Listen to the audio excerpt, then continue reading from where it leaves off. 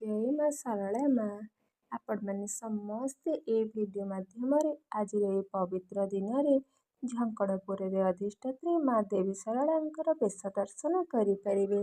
ମା ଶାରଳା ମା ଯେଉଁ ବେଶ ହେଇଥିଲେ ତାଙ୍କର ଫଟୋ এই ଭିଡ଼ିଓରେ ମୁଁ ଅପଲୋଡ଼ କରିଛି।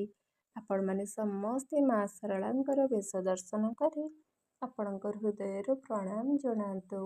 ଯିଏ ଯେତେ ଦୂରରେ ବି ଅଛନ୍ତି ମାଙ୍କୁ ଥରେ ଡାକିକି ଦେଖନ୍ତୁ ନା, ମା ନିଶ୍ଚିନ୍ତ ସବୁ ଠିକ୍ କରିଦେବେ। ଆପଣଙ୍କ ଜୀବନରେ ନିଶ୍ଚିନ୍ତ ପରିବର୍ତ୍ତନ ଆସିବ। ଆପଣ ଟିକେ ଖାଲି ବିଶ୍ୱାସ ରଖନ୍ତୁ, ଧୈର୍ଯ୍ୟର ସହିତ ମାଙ୍କୁ ଡାକନ୍ତୁ। ମା ମୋର ପ୍ରଣାମ ସ୍ୱୀକାର କରନ୍ତୁ।